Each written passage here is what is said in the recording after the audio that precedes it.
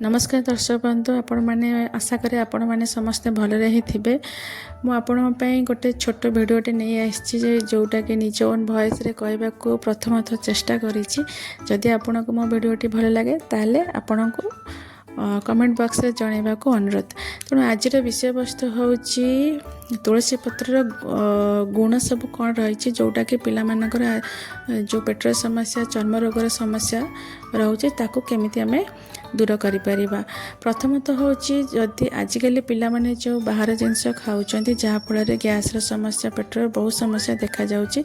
आपण कौन करेंगे ना आपण घर पाखे तुलसी गछ जदि भी लगे ना लगेबा चेष्टा करंतु। आज तुलसी पत्र हूँ 5टी कि 6टी नहीं आसबे राति सारा गोटे तंबा पात्र रे ताकू पानी पकईकि तुलसी पत्र ता भितर पकईदेवे ताकू एक घोड़णी माध्यम घोड़े राति सारा ताकू भिजेबा को देबे।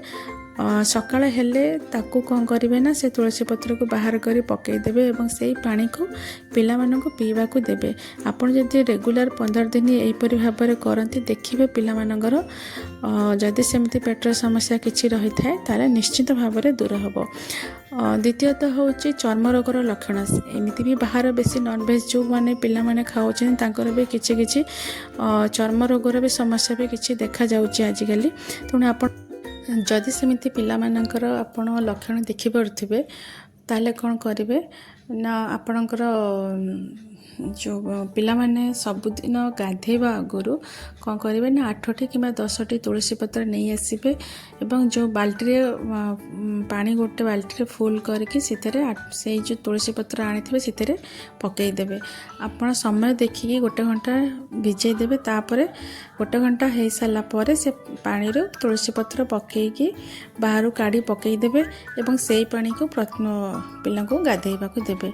देखिए यहीपरि भाव में जब आप गोटे मास भी करती देखिए जदि भी तांकर से परी समस्या भी थाए से समस्या निश्चिंत दूर हम। तेणु जदि भी सेमती थाए आपण निश्चिंत प्रयोग करंतु पिला मानकर शरीर को सुस्थ रखंतु। आशा करुच्ची मोर ये छोट भिडियोटी आपण मानकु भल लगी जदि भी आपन को भल लगी ताले मते निश्चिंत कमेंट बॉक्स रे जनइबा को अनुरोध। धन्यवाद।